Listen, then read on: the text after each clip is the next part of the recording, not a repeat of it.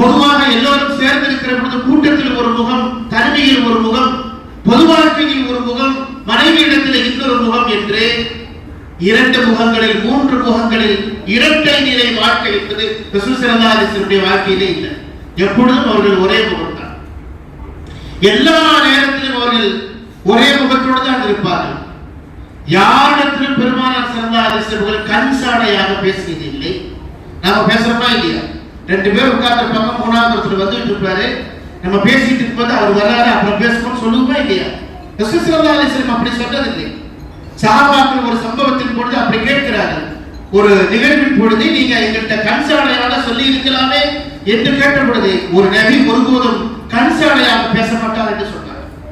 அவ்வளவு அப்பழுக்கற்ற தூய்மையான வெளிப்படைத்தன்மை உள்ள ஒரு வாழ்க்கையை வாழ்ந்தவர்கள் முஹம்மது ரசூலுல்லாஹி ஸல்லல்லாஹு அலைஹி வஸல்லம். அந்த ரசூலுல்லாஹ்வுடைய வாழ்க்கை என்பது திறந்த புத்தகம், கிதாபுன் மஃப்தூஹ். யார் வேண்டுமானாலும் எந்த நேரத்தில் வேண்டுமானாலும் எடுத்து படிக்கலாம். மறைக்கப்பட வேண்டிய பகுதிகள் என்று சில பக்கங்கள் என்பது, காணாமல் போன பக்கங்கள் என்பது ரசூலுல்லாஹ்வுடைய வாழ்க்கையிலே இல்லவே இல்லை. அதனால்தான் தாம்பத்திய வாழ்க்கையின் எல்லா பரிமாணங்களையும் முஹம்மது ஸல்லல்லாஹு அலைஹி வஸல்லம் அவர்கள் ஆயிஷா ரலியல்லாஹு அன்ஹா வழியாக இந்த உலகத்திற்கு சொல்லி இருக்கிறார். 2110 ஹதீஸ்களை அன்னை ஆயிஷா ரலியல்லாஹு தஆலா அவர்கள் இந்த உலகத்திற்கு சொன்னார். சொன்ன ஹதீஸ்களில் அனைத்தும் பெரும்பான்மையானவை ரசூல் ஸல்லல்லாஹு அலைஹி வஸல்லம் குடும்ப வாழ்க்கை, தாம்பத்திய வாழ்க்கை, அந்த 4 சுவர்களுக்கு உள்ளாலே கணவனுக்கு மனைவிக்கு இடையில் நடந்த எல்லா உறவுகளையும், அது நட்பாக இருக்கலாம், நேசமாக இருக்கலாம், கசப்பாக இருக்கலாம், கேலியாக இருக்கலாம், கிண்டலாக இருக்கலாம், எல்லாவற்றையும் வெளிப்படையாக ரசூல் ஸல்லல்லாஹு அலைஹி வஸல்லம் அவர்கள் இந்த உலகத்திற்கு சொல்லி இருக்கிறார். எந்த மனைவியையும் பார்த்து ரசூல் ஸல்லல்லாஹு அலைஹி வஸல்லம் அவர்கள் இதையெல்லாம் சொல்லாதீங்க, இதை மூடி மறைச்சிருங்க, இதை மட்டும் சொல்லுங்கன்னு சொன்னதே இல்லை. எந்த சஹாபியை பார்த்து பெருமானார் ஸல்லல்லாஹு அலைஹி வஸல்லம் அவர்கள் என் வாழ்க்கையில் இந்தந்த பகுதிகளை எல்லாம் உலகத்திற்கு சொல்லுங்கள், இந்த பகுதிகளை சொல்லாதீங்கன்னு சொன்னதே இல்லை. பெருமானார் ஸல்லல்லாஹு அலைஹி வஸல்லம் அந்த வாழ்க்கை என்பது அப்பழுக்கற்ற தூய்மையான வெளிப்படைத்தன்மை உள்ள திறந்த புத்தகத்தை போன்ற ஒரு வாழ்க்கை. அந்த வாழ்க்கையில் இந்த உலகத்திற்கு பெருமானார் ஸல்லல்லாஹு அலைஹி வஸல்லம் எப்படி குடும்பம் நடத்தினார்கள், எப்படி இல்லற வாழ்க்கையை வெற்றிகரமாக நடத்தினார்கள் என்கிற செய்திகளை எல்லாம் அறிஞர் பெருமக்கள் பட்டியல் போட்டு சொல்றார்கள். எல்லா வாழ்க்கையின் எல்லா துறைகளுக்கும் ரசூல் ஸல்லல்லாஹு அலைஹி வஸல்லம் அவர்கள் முன்மாதிரிங்கிற பொழுது இல்லற வாழ்க்கைக்கும் முஹம்மது ஸல்லல்லாஹு அலைஹி வஸல்லம் அவர்கள் தான் முன்மாதிரியாக இருக்கிறார்கள். அந்த விஷயத்தில் முஸ்லிம்கள் கொடுத்து வைத்தவர்கள். குடும்ப வாழ்க்கையில் ஏதாவது பிரச்சனை ஏற்பட்டு விட்டால், ஏதாவது தகராறுகள் கோளாறுகள் ஏற்பட்டு விட்டால் தீர்வுகளை தேடி வேறு எங்கும் செல்ல வேண்டியதில்லை. உலகத்தில் இருக்கிற எல்லா மூமின்களுக்கும் பெருமானார் ஸல்லல்லாஹு அலைஹி வஸல்லம் அவர்கள் எப்படி வாழ வேண்டும் என்பதை கற்றுக் கொடுத்திருக்கிறார்கள். ஒரு அறிஞர் ரசூல் ஸல்லல்லாஹு அலைஹி வஸல்லம் வாழ்க்கையை ஆய்வு செய்து வெளியிட்டிருக்கிறார். அப்படி ஆய்வு செய்து வெளியிட்டிருக்கிற பொழுது ரசூல் ஸல்லல்லாஹு அலைஹி வஸல்லம் குடும்ப வாழ்க்கையை பற்றி மட்டுமே அவர் பேசுகிறார். அப்படி பேசுகிற பொழுது அவர் சொன்னார், ரசூல் ஸல்லல்லாஹு அலைஹி வஸல்லம் அவர்கள் 12 மனைவிகளோடு அல்லது 11 மனைவிகளோடு இந்த உலகத்தில் வாழ்ந்திருக்கிறார்கள். ஒன்றுக்கும் அதிகமான மனைவியரோடு ரசூல் ஸல்லல்லாஹு அலைஹி வஸல்லம் வாழ்ந்திருக்கிறார்கள். அந்த எல்லா மனைவியரும் மக்காவாசிகள் இல்லை, எல்லா மனைவியரும் மதீனாவாசிகள் இல்லை. வெவ்வேறு மண் சார்ந்தவர்கள், வெவ்வேறு கலாச்சாரத்தை சார்ந்தவர்கள். அப்படி அவர்கள் அதிகப்படியான மனைவியரோடு வாழ்ந்தும் கூட எந்த கட்டத்திலும் தன் மனைவியை பார்த்து எனக்கு மூடு சரியில்லை என்று முஹம்மது நபி அவர்கள் ஒருபோதும் சொன்னதில்லை. என்னுடைய இந்த பிரச்சனைக்கு நீதான் காரணம் என்று தன் மனைவியை குற்றம் சாட்டியதில்லை. அவர் அடுக்கிக் கொண்டே போகிறார். மிக நீண்ட ஒரு அற்புதமான ஒரு புத்தகம். ஒவ்வொருத்தரும் ரசூல் ஸல்லல்லாஹு அலைஹி வஸல்லம் வாழ்க்கையின் ஒவ்வொரு கோணங்களை பற்றி ஆய்வு செய்கிறார்கள்.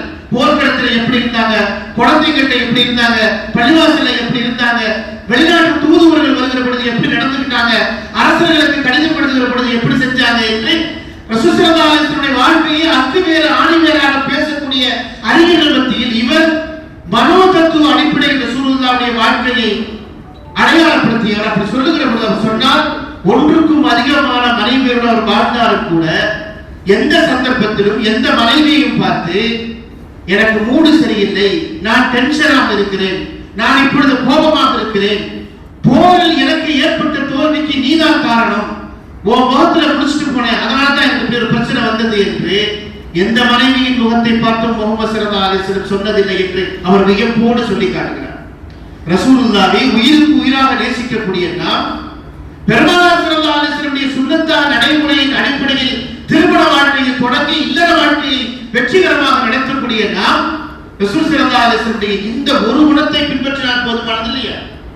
நாம நம்முடைய வாழ்க்கையில் அன்றாடம் நம்முடைய தோல்விகளை யார் தலையிலாவது சுமத்த வேண்டும் என்று சொன்னால் நம்முடைய மனைவியின் தலையிலே சுமத்தி விடும். ஈஸியா சொல்லிட்டு போயிருவோம், ஓ முகத்துல முடிச்சுட்டு போனோம்ல அதனாலதான் நடந்து போச்சு, இன்னைக்கு வியாபாரமே இல்ல, இன்னைக்கு கஸ்டமரே கடைக்கு வரல, இன்னைக்கு கடைக்காரன் அப்படி ஏமாத்திட்டு போயிட்டான், இன்னைக்கு அப்படி நடந்து போச்சு இப்படி நடந்து போச்சு என்று நம்முடைய பொது வாழ்க்கையில் நம்முடைய வெளிப்புற வாழ்க்கையில் ஏற்படக்கூடிய எல்லா தோல்விகளுக்கும் யாரை குற்றம் சொல்வோம் என்று சொன்னால் நமக்கு பக்க துணையாக இருக்கக்கூடிய நமக்கு தோழியாக இருக்கக்கூடிய நம்முடைய நண்பியாக தோழியாக நண்பராக எல்லாமுமாக இருக்கக்கூடிய நம்முடைய மனைவிமார்கள் மீது எல்லா படிகளையும் போட்டுக் கொள்கிறோம்.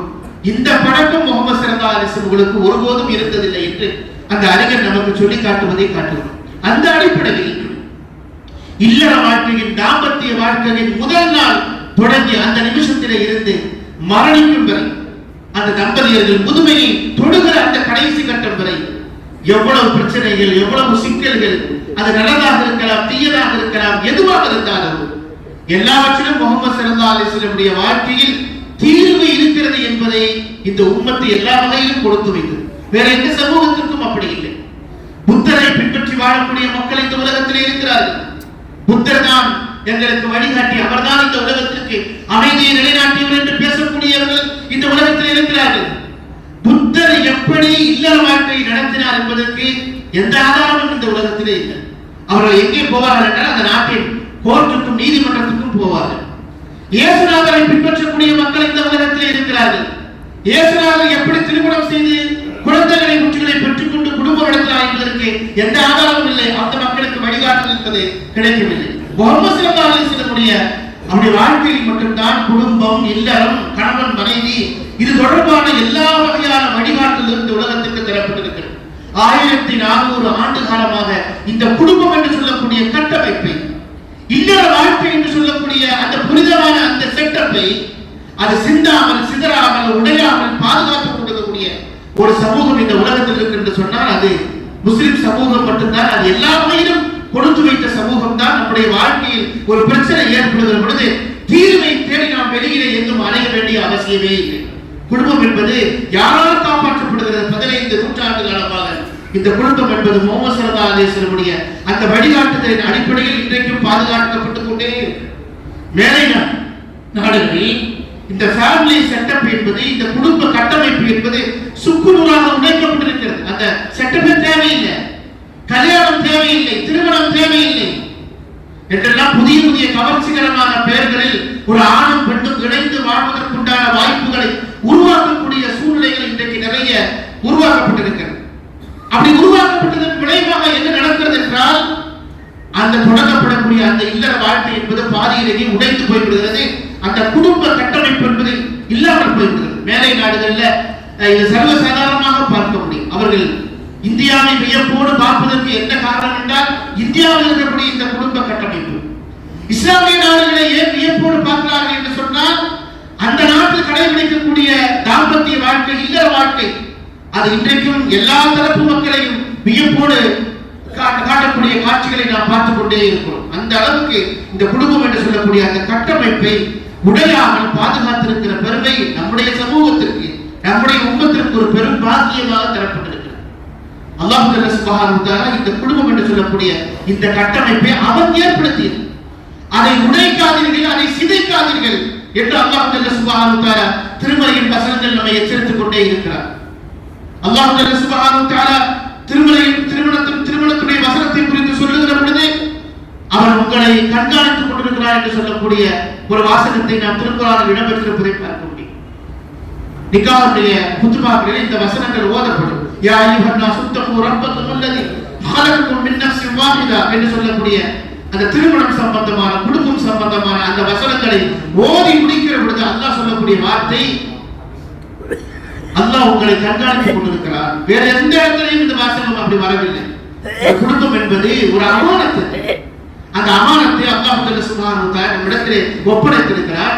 மனஸ்தாபங்கள் வரலாம், கோபதாபங்கள் வரலாம், ஏற்ற இறக்கங்கள் வரலாம், பொருளாதார வளர்ச்சி என்பது இருக்கலாம், இல்லாமல் இருக்கலாம், வசதியாக இருக்கலாம், வளமாக இருக்கலாம், வறுமை கோலத்தில் இருக்கலாம். எப்படி இருந்தாலும் இந்த குடும்பம் என்று சொல்லக்கூடிய இல்லற வாழ்க்கை என்று சொல்லக்கூடிய அந்த கட்டமைப்பை ஒருபோதும் உடைத்து எரிந்து விடார்கள் என்கிற உயர்ந்த தத்துவத்தை முகமது ஸல்லல்லாஹு அலைஹி வஸல்லம் அவர்கள் சொல்றாங்க. இன்னைக்கெல்லாம் இளைய தலைமுறையிடத்தில், அதுவும் இப்பொழுது வரக்கூடிய தலைமுறையிடத்தில் இந்த நிக்காஹ் என்பது, திருமணம் என்பது தேவையில்லை என்று சொல்லக்கூடிய ஒரு பேச்சு இருக்கிறது. சமீப காலமாக அதிகரித்துக் கொண்டே இருக்கு. பள்ளிவாசலுக்கு வரக்கூடிய பெருமக்கள் பிள்ளைய ஏன் தான் படிக்க வச்சேன்னு தெரியல, அல்லது பையனை ஏன் படிக்க வச்சேன்னு இப்ப கவலைப்படுறேன், கல்யாணம் பண்ண சொன்னா வேணாம்னு சொல்றான். ஏனென்றால் அது சம்பந்தப்பட்ட புதிய புதிய கவர்ச்சிகரமான சொற்கள் இன்றைக்கு வந்திருக்கிறது. திருமணம் தேவையில்லை, ஏன் சேர்ந்தா வாழுமா, புடிச்ச வரைக்கும் வாழுவோம், அப்படி இப்படின்னு அதுக்கு சில பேரெல்லாம் வச்சிருக்கிறான். நாம நல்லா தெரியும், நமக்கு கல்யாணங்கள்ல குதுபாக்கள் ஓதுகிற பொழுது ஒரு ஹதீஸை திரும்ப திரும்ப உலமாக்கள் நூற்றாண்டு காலமாக சொல்லிக் கொண்டே வருகிறார்கள். அந்நிக்காஹு மின் சுன்னதி, திருமணம் என்பது என்னுடைய வழிமுறை. ஃபமன் ரகிப அன் சுன்னதி ஃபலைஸ மின்னி, யார் திருமணத்தை புறக்கணிக்கிறாரோ அவர் என்னை சார்ந்தவர் அல்ல என்று சொல்லக்கூடிய ஹதீஸை உலமாக்கள் சொல்லிக் கொண்டே வருவார்கள். அது வெறும் ஹதீஸ் அல்ல, அது ஒரு முழக்கம், அது ஒரு அழுத்தமான ஒரு குரல். அது யார் யாரெல்லாம் இந்த உலகத்தில் திருமணம் வேண்டாம் என்று சொல்கிறீர்களோ அவர்கள் என்னை சார்ந்தவில்லை, தள்ளி நில்லு, போ அந்த பக்கம் என்று சொல்லக்கூடிய ஒரு வார்த்தை. திருமணம் வேண்டாம் என்று அந்த கவர்ச்சிகரமான கோஷங்களை யார் விடுத்து விடுகிறார்களோ அவர்களுடைய தலையில் ஓங்கி அடிக்கிற வாசகம் அந்த வாசகம். இந்த உறவை தவிர்த்து விட்டு நீ எப்படி இந்த உலகத்தில் வாழப் போகிற? அதனால் திருமணம் என்பது என்னுடைய வழிமுறை, அதை வேண்டாம் என்று சொல்லுகிறவன் அந்த பக்கம் விலகி போ என்று சொல்லக்கூடிய ஒரு வார்த்தை அந்நிக்காஹு மின் சுன்னதி என்று சொல்லக்கூடிய அந்த வார்த்தை. ஜப்பான்ல குழந்தைகள் பிறப்பு விகிதம் ரொம்ப குறைந்திருக்கிறது. ஏனென்றால் இளைஞர்கள் திருமணம் செய்வதில்லை என்று அண்மையிலே ஒரு ஆய்வை வெளிப்படுத்தி இருந்தார். குழந்தைகளை யாரும் பெற்றுக் கொள்வதில்லை, திருமணம் செய்து கொள்வதில்லை, ஆனால் சேர்ந்து வாழ்கிறார்கள்.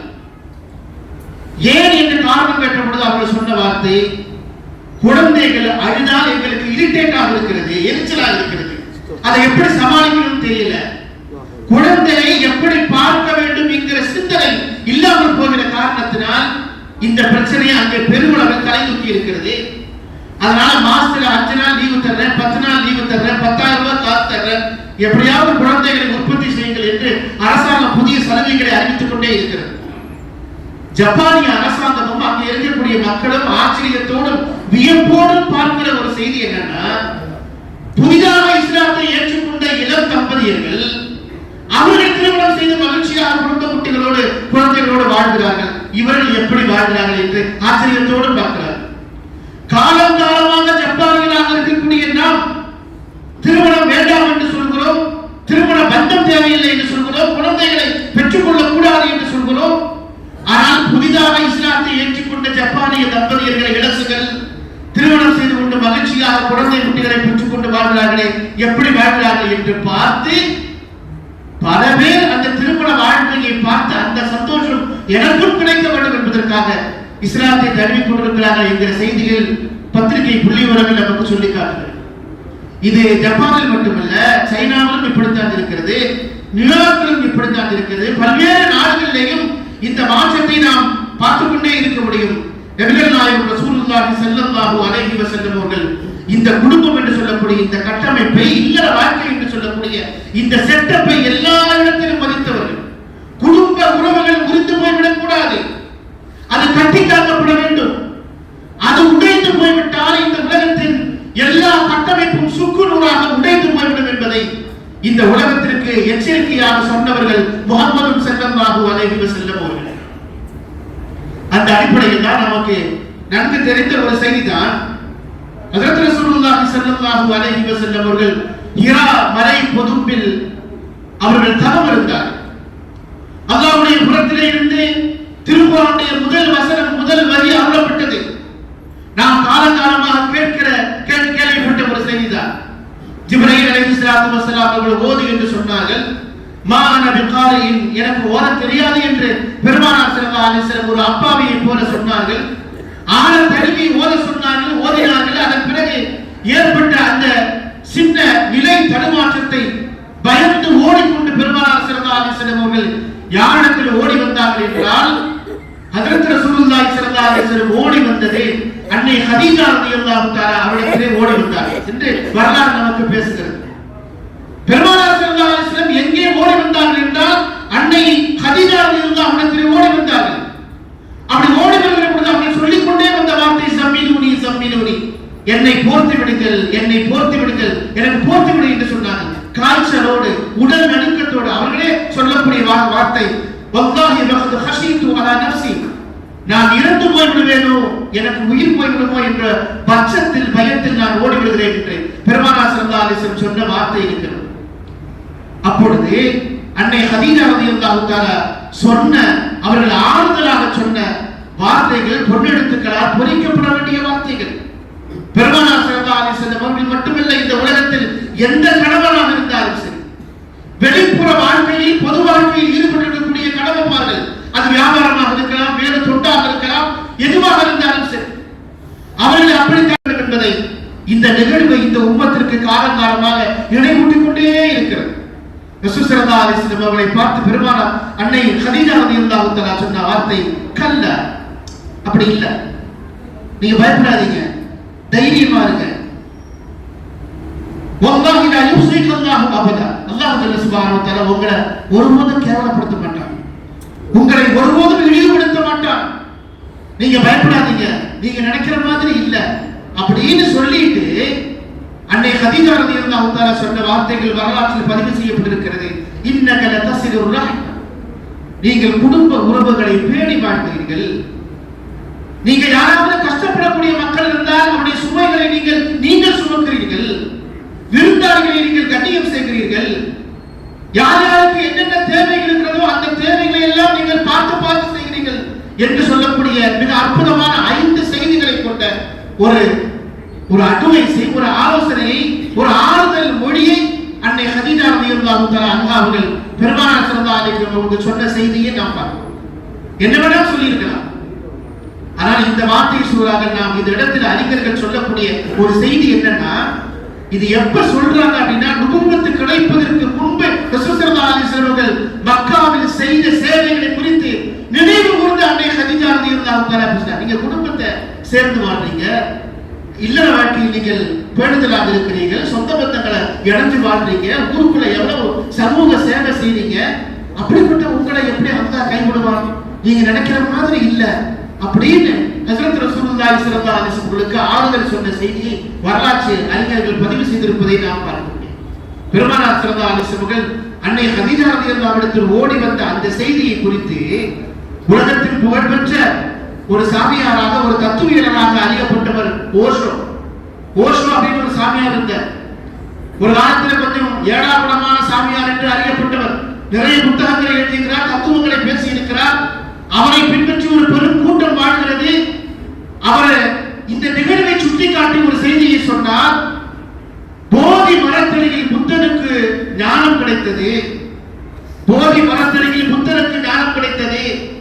புத்தர் என்ன செய்தார் என்றால், அந்த போதி மரத்தில இருந்து எங்கோ ஓடி போனார். அவர் ஓடி போனதற்கு பிறகு அவருடைய மனைவியை பற்றிய எந்த தகவலும் இல்லை, அவர் குடும்பத்தை பற்றி எந்த தகவலும் இல்லை. முகமது நபி அவர்களுக்கு ஹிரா மலை குதும்பில் ஞானம் கிடைத்தது. அவர் ஊரை விட்டு ஓடி வரவில்லை, தன் மனைவியை நோக்கி ஓடி வந்தார். முகமது ஸல்லல்லாஹு அலைஹி வஸல்லம் யாரிடத்தில் ஓடி வந்தார் என்றால், அன்னை ஹதீஜா ரலியல்லாஹு அன்ஹா ஓடி வந்தார். அப்படி ஓடி வந்ததன் விளைவாக குடும்பம் என்று ஒன்று தேவை, மனைவி என்று ஒன்று தேவை. அந்த கட்டமைப்பை இந்த உலகத்தில் உடைத்து விடக்கூடாது. புத்தரை போல நீங்கள் எங்கோ தலைமறைவு வாழ்க்கை வாழ்ந்து விடக்கூடாது. இந்த உலகத்தில் உங்களுக்கு எந்த பிரச்சனை வந்தாலும் இறைவனுக்கு அடுத்தபடியாக உங்களுக்கு ஆறுதலாகவும் பக்க துணையாகவும் இருப்பது உங்கள் மனைவிதான், உங்கள் குடும்பம் தான், உங்கள் பிள்ளைகள் தான், உங்கள் உறவுகள் தான், உங்கள் குடும்பம் தான் என்கிற தத்துவத்தை இந்த உலகத்திற்கு அவர்கள் சொன்னார்கள். அதை முஸ்லிம்கள் இன்றைக்கு வரைக்கும் கடைபிடித்துக் கொண்டே இருக்கிறார்கள். எந்தெந்த நாடுகளில் திருமண உறவுகள் வேண்டாம் என்று பேசப்படுகிறதோ அந்த நாடுகளில் எல்லாம் முஹம்மது ஸல்லல்லாஹு அலைஹி வஸல்லம் உம்மத்தை சார்ந்தவர்கள் திருமணம் செய்து மகிழ்ச்சியாக சந்தோஷமாக வாழக்கூடிய காட்சிகளை நாம் பார்த்துக் கொண்டே இருக்கிறோம். ரசூல் ஸல்லல்லாஹு அலைஹி வஸல்லம் இந்த உறவில் விரிசல் ஏற்பட்டு விடக்கூடாது, இதில் எந்த விதமான பிளவுகளும் ஏற்பட்டு விடக்கூடாது கூடாது என்று எல்லா கட்டத்திலும் இந்த உம்மத்திற்கு நிரம்ப இடத்தில் சொல்லிக் கொடுத்தவர். தஹாது வ தஹாபு, நீங்கள் உங்களுடைய இல்லற வாழ்க்கையில் அன்பை புதுப்பித்துக் கொண்டே இருக்கிறது. பரிசுகளை, நினைவு பரிசுகளை வழங்குங்கள். அப்படி வழங்குவதன் வழியாக, ஒரு பாராட்டுகளை வழங்குவதன் வழியாக, ஒரு ஆறுதல் மொழியை சொல்வதன் வழியாக, ஒரு அங்கீகாரத்தை தருவதன் வழியாக உங்கள் இல்லற வாழ்க்கையில் நீங்கள் அதனுடைய அஸ்திவாரத்தை மென்மேலும் இறுதி செய்ய முடியும், மென்மேலும் அதை பலப்படுத்த முடியும் என்கிற தத்துவத்தை முஹம்மது ஸல்லல்லாஹு அலைஹி வஸல்லம் சொன்னார். அன்னை ஆயிஷா சித்திகா ரலியல்லாஹு தஆலா அவர்கள் ரசூல் ஸல்லல்லாஹு அலைஹி வஸல்லம் இடத்திலே ஒரு முறை பேசிக் கொண்டிருக்கிற பொழுது ரசூல் ஸல்லல்லாஹு அலைஹி வஸல்லம் இடத்திலே அவங்க கேட்டாங்க, ரொம்ப கேஷுவலா ரெண்டு பேரும் பேசிட்டு இருக்கிறாங்க. அப்படி பேசிக் கொண்டிருக்கிற பொழுது அன்னை ஆயிஷா சித்திகா ரலியல்லாஹு தஆலா கேட்டார்கள், கைஃப ஹுப்புக அலைய யா ரசூலல்லாஹ், நாயகமே நீங்கள் என் மீது வைத்திருக்கிற அன்பு எப்படி இருக்கிறது என்று கேட்டார். ஏன்னா ஆயிஷா ரலியல்லாஹு அவங்களுக்கு ஒரு பொசசிவ்னஸ் இருக்கிறது. ஒன்றுக்கு மேற்பட்ட அதிகமான மனைவியர் வந்ததற்கு பிறகு தன் மீது வைக்க வேண்டிய பாசத்தில் ஒரு சிறிதளவு வேற எங்காவது அதிகமாக போனால் எந்த பெண் தான் சகித்துக் கொள்ள முடியும்?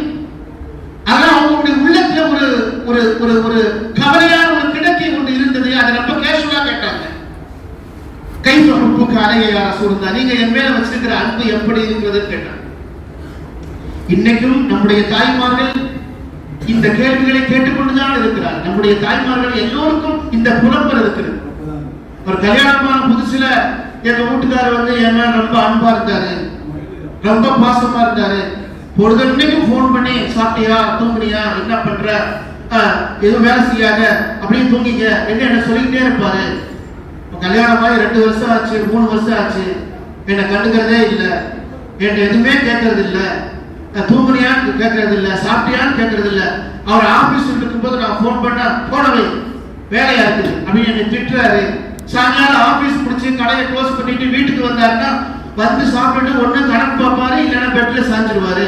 பிள்ளைங்க சாப்பிட்டாரான்னு கேட்கறது இல்லை, என்னைய சாப்பிட்டாங்களான்னு கேட்கறது இல்லை. இயல்பானதுதான். எந்த ஆணும் தெரிந்து செய்வதல்ல இது. அவனுக்கு என்று ஒரு குடும்பம் அமைகிற பொழுது, அவனுக்கு என்று சில சுமைகள் அமைகிற பொழுது, அவனுக்குன்னு ஒரு குடும்ப சட்டப்பெல்லாம் அமையும் போது பிள்ளைங்களுக்கு என்ன பண்ணணும், ஏதாவது பண்ணணும், நாளைக்கு ஏதாவது சேர்க்கணும், கடகண்ணியை பார்க்கணும், காசு சேர்க்கணும், வருமானத்தை பெருக்க வேண்டுமா, கடனை அடைக்கணும், இப்படி பல பிரச்சனைகளுக்கு மத்தியில் இந்த நிர்பந்த சூழ்நிலையில் ஆண்கள் இப்படி தவிக்கிறார்கள். இது இயல்பான விஷயம் தானே. ஆனால் ரசூலுல்லாஹ்வுடைய சுன்னத்திற்கு எதிரான ஒரு காரியம். இந்த புலம்பல் எல்லாத்துலயும் இருக்கு. நம்ம என்னைக்காவது கொஞ்சம் அன்பாக, பாசமாக ஏதாவது அன்பளிப்புகளை கொடுத்து அவர்களை உற்சாகப்படுத்த வேண்டும், அங்கீகரிக்க வேண்டும். இந்த பண்பு ரசூல் ஸல்லல்லாஹு அலைஹி வஸல்லம் அந்த பாரம்பரியத்தில் வரக்கூடிய மிக முக்கியமான ஒரு சுன்னத். ஆயிஷா ரலியல்லாஹு தஆலா கேட்டார்கள், கைஃப ஹுப்புக அலைய யா ரசூலல்லாஹ், நீங்க என் மீது வைத்திருக்கிற அன்பு எப்படி இருக்கிறது என்று கேட்டார்கள். ரசூலுல்லாஹ்வுக்கு டெஸ்ட் வைக்கிறாங்க பாருங்க. ஆயிஷா ரலியல்லாஹு பெருமானார் ஸல்லல்லாஹு அலைஹி வஸல்லம் சொன்னார்கள், கஅபதத்தில் ஹப்ல், கயிற்றில் போடப்பட்ட முடிச்சை போல இருக்கிறது என்று சொன்னார். நீ மட்டும் என் மனைவி இல்ல, இன்னும் கொஞ்சம் பேர் இருக்கிறாங்க. ஆனா உன் மேல வச்சிருக்கிற அன்புங்கிறது, உன் மேல வச்சிருக்கிற லவ்ங்கிறது, உன் மேல வச்சிருக்கிற பாசங்கிறது கயிற்றில் போடப்பட்டிருக்கிற முடிச்சை போல இருக்கிறது என்று ஆயிஷா சித்திகா ரலியல்லாஹு அன்ஹா பெருமானார் ஸல்லல்லாஹு அலைஹி வஸல்லம் சொன்னார். ஆயிஷா ரலியல்லாஹு சாதாரண ஆள் கிடையாது, ஒரு பேரறிஞர். அவங்க அப்படி வரலாற்றை படித்து பார்த்தோம் என்று சொன்னால் மிகச்சிறந்த பேரறிஞர், சாதாரணமான ஆள் கிடையாது, பெரிய அறிவாளி. அவங்க ரசூலுல்லாஹ்ட்ட அடுத்த கேள்வியை கேட்டாங்க, கயித்துல போட்டுக்கிற முடிச்செல்லாம் சரிதான், கைஃபல் உக்குதா, அந்த முடிச்சு இப்ப எப்படி இருக்குதுன்னு கேட்டாங்க. கயித்துல போட்டுக்கிற முடிச்சுன்னு சொன்னா நான் சந்தோஷப்பட்டுருவேன், அமைதியா இருப்பேன் நினைச்சிட்டீங்களா? அதெல்லாம் இல்ல, முடிச்செல்லாம் சரிதாங்க, அந்த முடிச்சு இப்ப எப்படி இருக்குன்னு கேட்டாங்க. ரசூல் ஸல்லல்லாஹு அலைஹி வஸல்லம் அவர்கள் அல்லாஹ்வுடைய வஹியை பற்றி பதில் சொல்லக்கூடிய அல்லவா, அந்த முடிச்சு இப்படி எப்படி இருக்கிறது, அலா ஹாலிஹா, நான் எப்ப அந்த முடிச்ச போட்டனோ அது அதே மாதிரி தான் இருக்குது, அதில் தளர்வு ஏற்படவில்லை, அது லூஸ் ஆகவில்லை, அது இன்னும் இறுக்கமாக இருக்கிறது என்கிற உத்தரவாதத்தை முஹம்மது ஸல்லல்லாஹு அலைஹி வஸல்லம் தன் மனைவிக்கு கொடுத்தார்கள் என்று பார்க்கிறோம். இந்த உத்தரவாதத்தை கொடுக்கும் இடத்தில் நம்முடைய இல்லற வாழ்க்கை, நம்முடைய குடும்ப வாழ்க்கை இருக்கிறதா என்பதை யோசிக்க வேண்டிய கடமையும் பொறுப்பு நமக்கு இருக்கிறது. எல்லா இடத்திலேயும் அவருடைய அன்பை, அவருடைய நேசத்தை, அதை நாமும் அங்கீகரித்து நாமும் பரஸ்பரம் பரிமாறுகிற இடத்தில் தான் அந்த இல்லற வாழ்க்கை என்பது இனிப்பானதாக மகிழ்ச்சியானதாக இருக்கும். அந்த நேசம் இல்லை என்று சொன்னால் இல்லற வாழ்க்கை என்பது எடுக்காது, எடுபடாது. கதீஜா ரலியல்லாஹு தஆலா அவர்களை குறித்து ரசூல் ஸல்லல்லாஹு அலைஹி வஸல்லம் சொல்லக்கூடிய வார்த்தை ருஸிக்து ஹுப்பா, அன்னை கதீஜாவுடைய அன்பே அல்லாஹ் எனக்கு ரிஸ்காக தந்தான்னு சொல்றாங்க. நம்மளால சொல்ல முடியுமா? கதீஜா ரலியல்லாஹுடைய செல்வம் தீனுக்காக செலவழிக்கப்பட்டது. பெருமானார் ஸல்லல்லாஹு அலைஹி வஸல்லம் தீனை பரப்புகிற காலகட்டத்தில் எல்லா வகையிலும் ரசூலுல்லாஹ்வுக்கு பக்க துணையாக இருந்தவர் அன்னை கதீஜா ரலியல்லாஹு தஆலா அவர்கள். உங்க மனைவியை பற்றி சொல்லுங்கன்னு சொன்ன பொழுது ரசூல் ஸல்லல்லாஹு அலைஹி வஸல்லம் இந்த உலகத்திற்கு சொன்ன வார்த்தை ருஸிக்து ஹுப்பா, கதீஜாவின் அன்பை அல்லாஹ் எனக்கு ரிஸ்காக தந்தார். நாம ரிஸ்க்னு எதை சொல்லுவோம்னா, யாராவது நமக்கு ஃப்ரீயா ஒரு டீ வாங்கி கொடுத்தோம்னா இன்னைக்கு உங்க கையால தான் எனக்கு ரிஸ்க், ஒரு 10 ரூபாய் டீ. அந்த அன்பு மட்டும் அங்கே இருந்து அப்பழுக்கற்ற அந்த அன்பு வரவில்லை என்றால் என்ன நடக்கும்? இந்த இல்ல வாழ்க்கையில் மனக்கசப்புகளும் பிரச்சனைகளும் அதிகமாக உருவாகும். அப்படி உருவாகாமல் இருக்க வேண்டும், அது நீடித்து நிலைக்க வேண்டும் என்று சொன்னால் முதல் விஷயம் அது தக்வாவின் அடிப்படையில் அமையப்பட்டிருக்க வேண்டும். நாளைக்கு அல்லாஹ் இதை பத்தி நம்மள்ட்ட கேட்பான் என்கிற அந்த எச்சரிக்கை உணர்வு. அதனால்தான் திருமணம் சம்பந்தப்பட்ட வசனங்களை, அதனுடைய சட்டத்திட்டங்களை பேசுகிற எல்லா இடத்திலையும் அல்லாஹ் சொல்லக்கூடிய வார்த்தை இத்தகுல்லாஹ், அல்லாஹ்வை பயந்து கொள்ளுங்கள், அல்லாஹ்வை பயந்து கொள்ளுங்கள் என்று சொல்லக்கூடிய அந்த வார்த்தை. இரண்டாவது, இந்த பரஸ்பர அன்பு, கள்ளம் கவனம் இல்லாத அன்பு, போதித்தனம் இல்லாத இந்த அன்பை பரஸ்பரம் நாம் பரிமாறுகிற பொழுது அந்த இல்லற வாழ்க்கை முஹம்மது ஸல்லல்லாஹு அலைஹி வஸல்லம் எப்படி வாழ்ந்தார்களோ அப்படி வாழக்கூடிய வாழ்க்கையாக அது அமையும். அல்லாஹ் சுப்ஹானஹு வ தஆலா இந்த மீலாது விழாவின் வழியாக நாம் பெற்றுக்கொள்கிற ஒரு சிறந்த செய்தியாக, ஏற்கனவே தாம்பத்திய வாழ்க்கையில் வாழ்ந்து கொண்டிருக்கக்கூடியவர்கள், குடும்ப வாழ்க்கை வாழக்கூடியவர்கள், இனி அந்த வாழ்க்கையில் அடியெடுத்து வழங்கக்கூடிய அந்த பெருமக்கூடிய வாழ்க்கையில் அல்லாஹ் சுப்ஹானஹு வ தஆலா இந்த இணக்கத்தையும் இந்த அன்பையும் இந்த மவத்தத்தையும் இந்த ரஹ்மத்தையும் பரிபூர்ணமாக நமக்கு தந்தருள் பாரிப்பானாக. வாஹிர் தஅவானா அல்ஹம்துலில்லாஹி ரப்பில் ஆலமீன்.